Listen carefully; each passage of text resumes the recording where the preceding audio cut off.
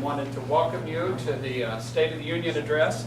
If you remember, we started this a few years ago with the opportunity to get folks together and to increase communication and give you an opportunity to get to know each other. As you can see here, the agenda for the day and or this afternoon for the meeting, and I'm going to just turn it over to Ryan Lane, our Associate Director, to talk about last summer's projects. It was a crazy summer. We have lots more to come. We did many projects in both of these facilities, and things are continuing to grow and develop. I'll start with the Nebraska East Union. Some of the summer projects we did is we updated third floor restrooms. This is an ongoing project for us in the East Union of continuing to update and refresh the restrooms in the building. And I'd like to say this is a completed project, but it is not. But it is almost done. And the restrooms on the third floor was a huge undertaking as we continue to try to update and refresh the building. That's a big part of it. Also on the third floor, redoing the computer lab and refreshing the computer lab was a big initiative for us and for our partners with information services, and is a project that is also nearing completion. Updating to all the building locks and keys in the building, which sounds like a small project, but it's actually a huge, somewhat disasterful project that we undertook of changing out all the keys and getting more into the campus standard, and that was a project we worked on this summer. One thing that we did both with Nebraska East Union and the Nebraska Union and the Multicultural Center actually is update our reservations policies and procedures, and really going through a comprehensive review of putting in practice what we do with what our policies and procedures say. Pending approval by the union board and review, but lots and lots of hours and lots of effort was put into really reviewing how we host events in our facilities. Some projects that are on the radar for the Nebraska East Union that are coming up is updating our security camera system. We're in the process of moving the computer store to the location in the bookstore, and the computer store is partnering with the bookstore and creating kind of a more comprehensive service in the bookstore location that includes textbooks and computer stuff, which is a great opportunity for us to create another informal gathering space where the current computer store is, and we're really excited to be kind of the third partner in that group. We're on the radar is replacing all of the third floor furniture, tables, chairs to create more conducive study spaces on the third floor of the Nebraska East Union. We know that study spaces and informal spaces are at a premium in the Nebraska East Union, and for those of you that have ever been there and during the peak times, you know it's hard to find anywhere to sit and do anything. So how we enhance that and grow that is a big initiative for us in the coming semesters. Looking at what the dining area is, the whole kind of middle floor of the building is a lot of it's the dining area, and what is it, and trying to re-envision what it might look like, and how we can partner with University Dining Services to make that area function well for both of us is a big initiative at Nebraska East Union. Continuing to update air handler units, to update old inefficient technology, and then upgrades to meeting room technology, which we'll dig into here in a little bit. City Union, also a variety and a good number of projects that happened this summer. We painted quite a few of the meeting spaces. Unfortunately, this beautiful room was not included in that. But we did paint the Centennial Room, the Regency, the Heritage Room, trying to update and freshen the spaces in the building. Eventually, this will be a part of that as well. Some people love the flowered wallpaper border thing. Some people don't. Most people don't. But this eventually will be a project for us as well. Concrete replacement and repair in the front of the building, on the north side of the building, continues to be a project that we'll continue to do on an annual basis. We continue to invest funds into make sure the plaza is beautiful. Upgrading events equipment, new tables, new meeting room recycling containers, new trash cans, really freshening the core service of events that we provide. New office area, Matt Peters' office in the cash room is awesome now. We have some new office furniture and a refresh in some of the staff offices in room 200 upstairs as well. We shifted to a new external cleaning company, which is a large undertaking for our operations staff here of transitioning from one to the other, setting up parameters and standards for external cleaning. We have a blended approach here, which was a huge undertaking for us this summer. And we've continued to add Nebraska spirit to the building. Reds, different vinyl graphics. This will be a continuing effort. We'll see some new banners going up, some things like that we've been partnering with the graphics folks and the excellent individual behind the camera who did not introduce himself earlier in this initiative, but continuing to add spirit to the building.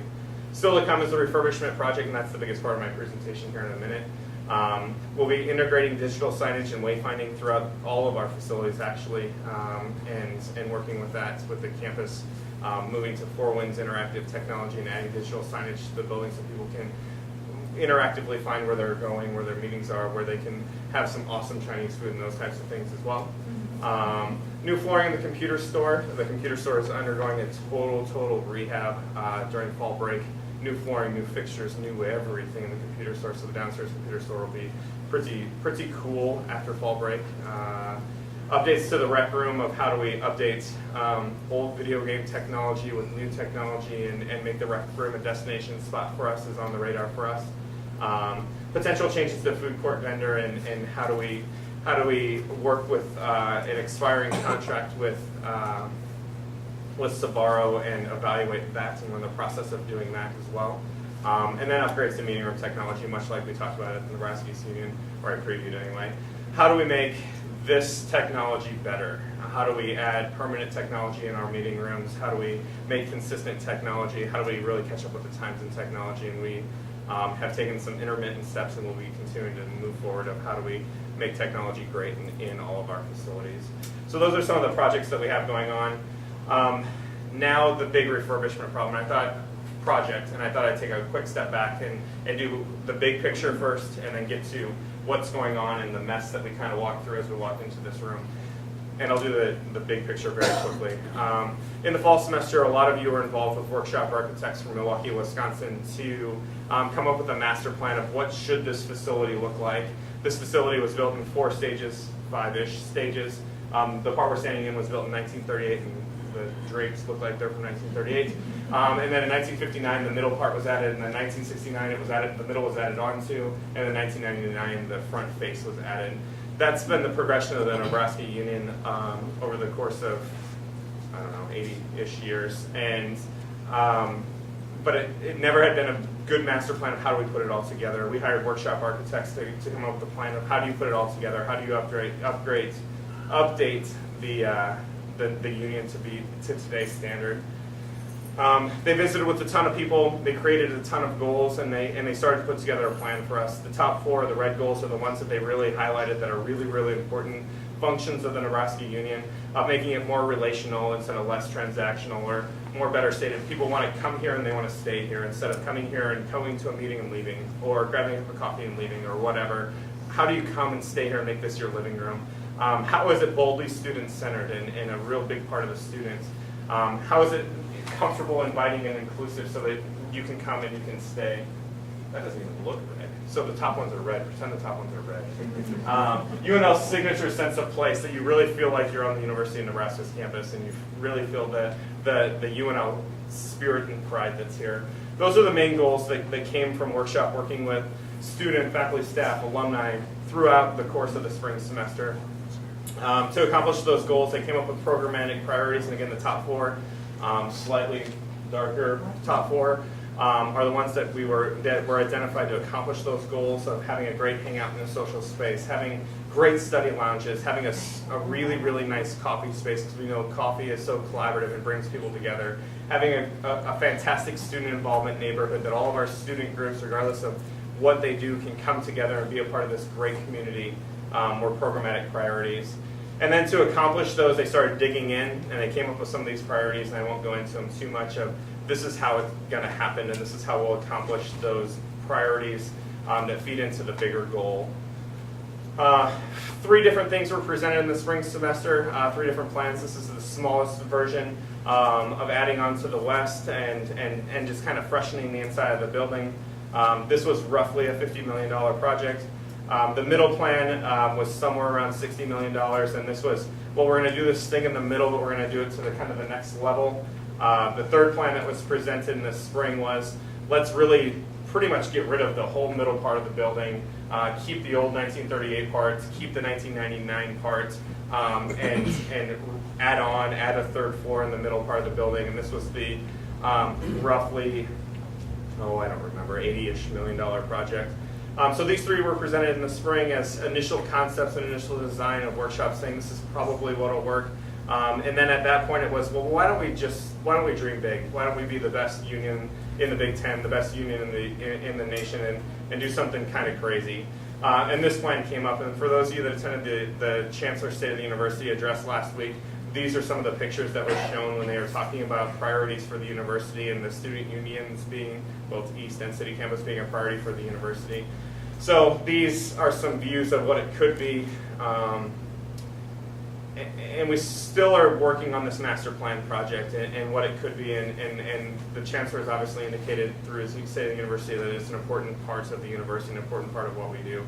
So at the beginning of the summer, in about June, the question was asked, well, this is all great. This will cost $90 million, or a lot more money than we have today. Is there something that we can do in the intermittents or in the short term that accomplishes those goals that we talked about a second ago, but on a much, much smaller basis? And in June, the Board of Regents approved a $2 million refurbishment project, which is this. And again, this is what we walked through when we came from the south here. How do we connect the north and the south ends of the building in a dynamic way to create a great flow and a great sense of traffic while we're creating those spaces that students, faculty, staff want to come and stick and stay, and adding this great coffee bar and doing things more effectively and efficiently. So this is what we're working on. This is what has begun in very small stages, and will begin on a much broader scale soon, of how do we move through the building. This was very strategic in its selection of how do we do it, how do we open the building, how do we create great spaces. A lot of attention was paid to the south end of creating a good welcoming flow from the south to the north. We know that the south entrance often is, well, I'll start with the north. The north entrance is often the university's entrance to this building. Most students, current faculty, staff members come in through the north, but we know the south entrance is a lot of times the public entrance. Prospective students, the Lincoln community, and yes, we and faculty, staff, and students come through the south too.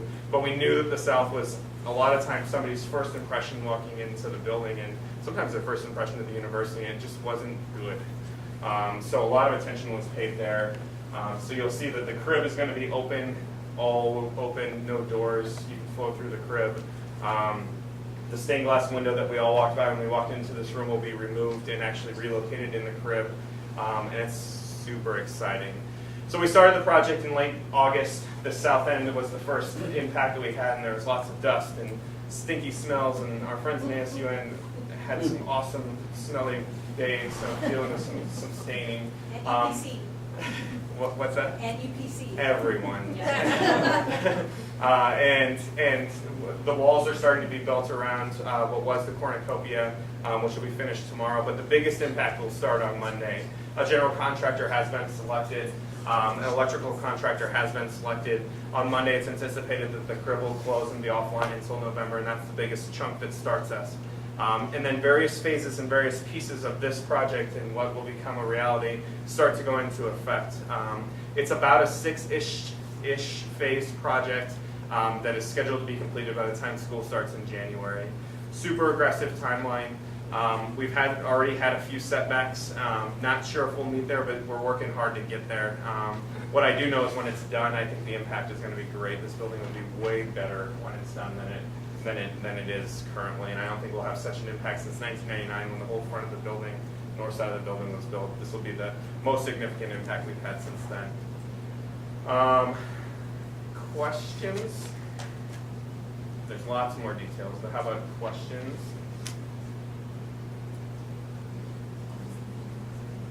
Where do you project it to be done? Right now we're targeting the first day of classes for it to be done in January. So January 4th is when we should start to move furniture back in, with everything being set and ready to go by the 13th.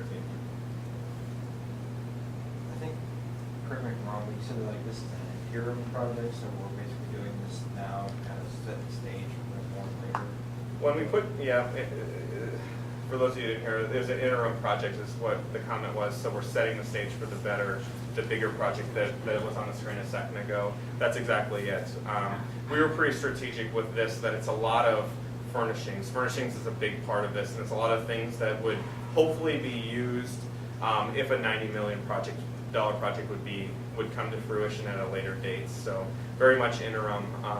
Big impact, meeting the goals, but yet we can use some of the things that are going to be incorporated in this project 5 years from now, 10 years from now, or whenever the other project may come to fruition.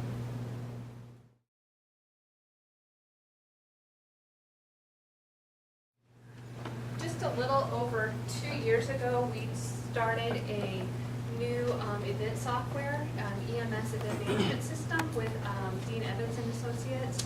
And so this mid-August, we started activating an online request system for university departments. And so far we have 89 users, and that is without doing a lot of advertising or training with it. And we have each day steadily been getting more and more online request reservations, so it has been going well. If you would like to sign up or see the online request system, just go to the union's website to the room reservations, and there's a link to the EMS online request system on there, kind of giving you step-by-step how to set up an account and use the system, or we can also set up training times to work with you on doing online requests.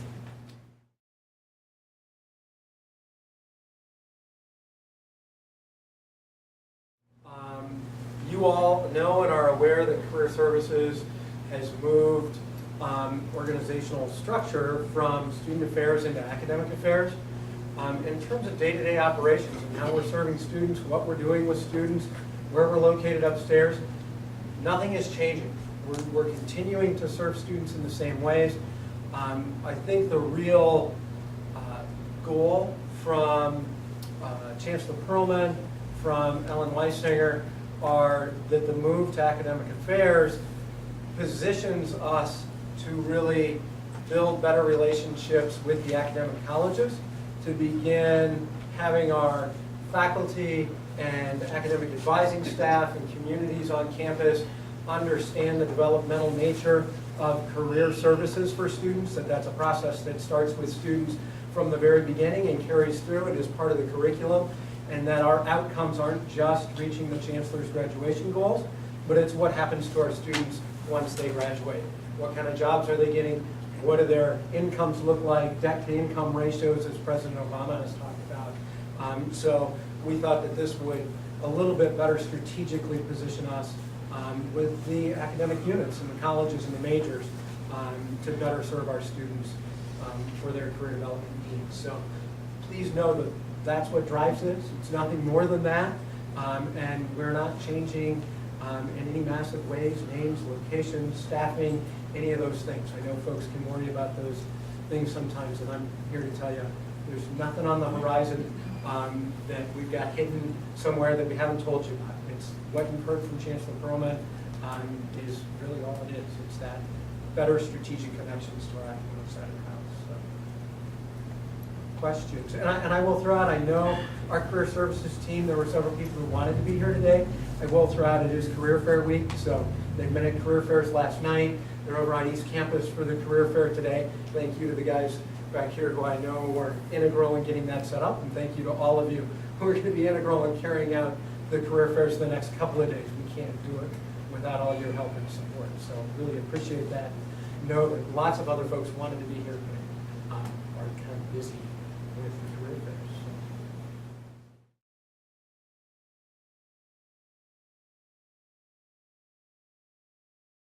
Hi, we're located in the Whittier building, for those of you that don't know, and I report up to Charlie, so I'm part of the union family. We want to let you know we hire a lot of students this year since July. Actually, just since July, we've hired 46 new student employees, and we have about 100 of them. More than that. We've been pursuing accreditation through NAEYC, and we received a site visit in July of this year, and we're still waiting. They have 2.5 more weeks before they let us know their decision, so ideally we'll become accredited, and if not, we'll keep trying. Part of that piece of accreditation is that you offer more for families, provide better, more high-quality services, and one of them is that staff along with children need to be certified in CPR, so we strive for 100% of certified teachers and student employees within the first 30 days of hire, and we're really close. We're around 20 that mark, so over 100 people can see good. That's really. I should say too, this past year we received a grant from the UNL Parents Association to purchase those, so it was really great to do that.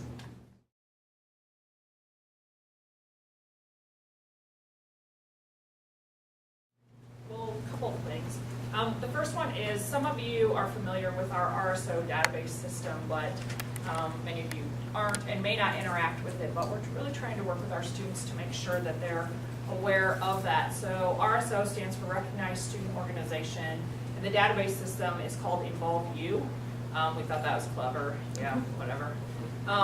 And so if you go to the student organization or student involvement webpage, you can get to that. But what's important, or what we like to share with you, is sometimes you interact with students, they work for you, you advise them, you just cross paths with them when you're working, whatever the case may be. And some of them are homesick, they haven't found that group that they want to connect with yet, and they're not really sure what their options are. And so it's a good, easy place to go where it lists all of our 600 student organizations. So when students say there's nothing to do or there's not a group, I find that hard to believe. But if they can't find a group, there's a process if they want to start their own group. And so it's on our website. You don't have to have an account to look, and you can search by topic area and those kinds of things. And it's a system that our staff has been working with for about 3 years. It's a system that we started with when I first got here to pick the company, and it's been a long process working with all of our friends in technology to help us with the company we selected to fine-tune it to work for us, and we're getting closer and closer to that every day.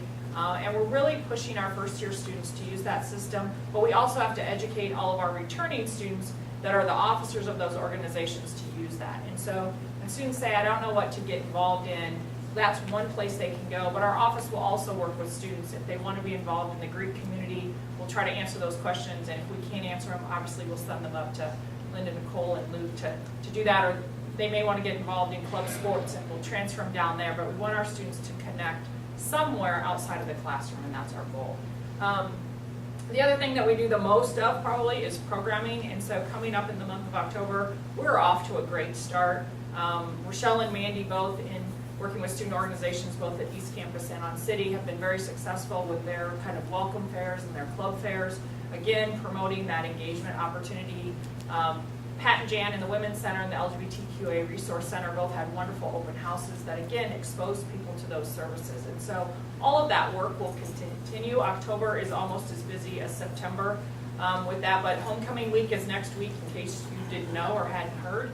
And so there'll be a variety of activities going on. And so UPC and Campus Nightlife, University Program Council, Campus Nightlife, co-sponsoring with ASUN, doing lots and lots of activities, and so look for those next week. All those activities mostly are open to all of us.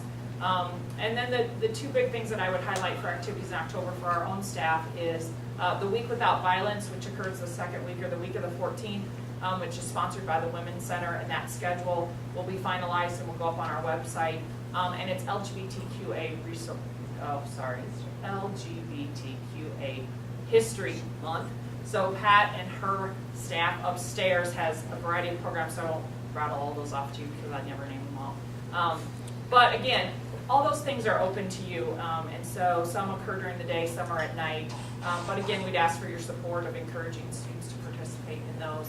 And then, lest anyone feels slighted, you know, there's all other kinds of programs that we have going on, and Mike's staff is really active in helping us promote all of those things. But we try really hard to put all that stuff up on our webpage, and if you can't find it there, let us know, and we'll do what we can to get you that information.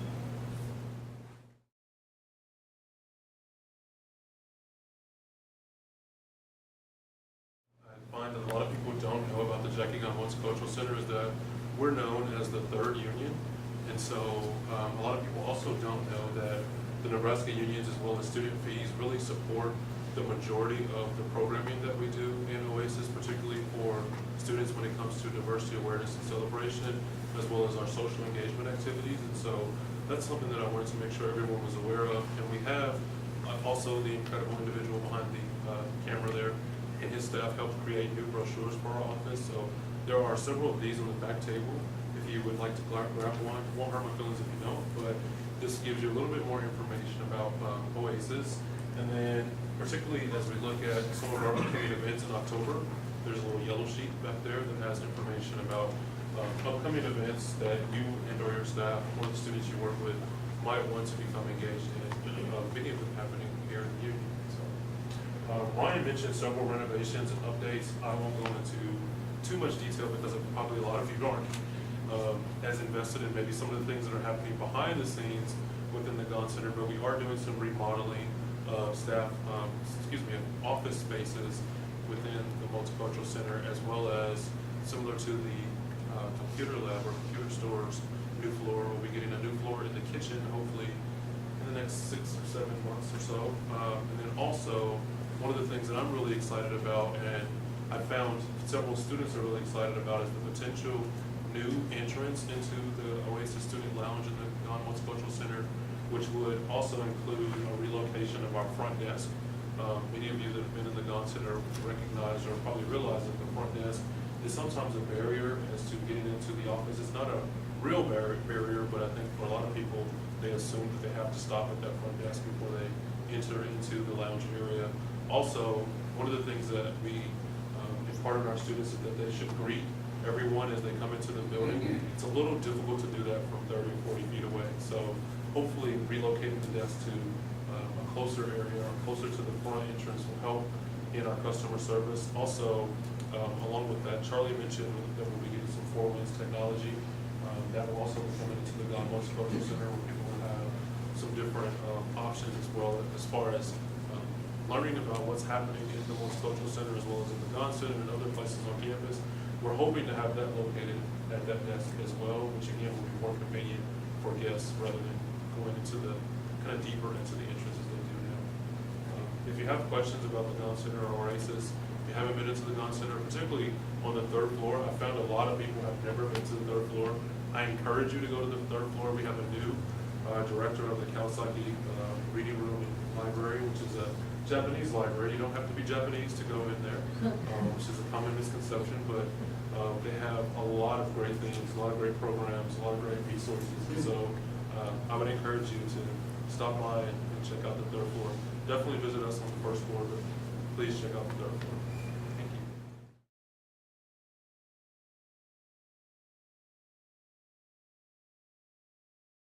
I've been working with Shea for 10 years, and we've been catering the union now for 5, is that right, or 4? Yeah, 5 years. So I'm not exactly new. I'm always been in the back. But just recently, my wife and I purchased Shea from Lynn in March. So we've moved kind of from back out front, but still it's still hoping to provide great service and increase that service. If anybody would like to come and talk to us, we would love to personalize menus. I'm still working on one for Andre, and I feel really bad that I haven't gotten it to you. But I will get that to you. And Jericho made a funny point the other day. He's like, you ask people to bring you menu ideas, and then you got to get the menus done. So we will focus on getting these things done. I want to, kind of like what's happening in the union, I want Shea to have a fresh look, be more efficient, things like that. So. Thanks, Sean. Other updates? Well, we said adjourned, or you said adjourned.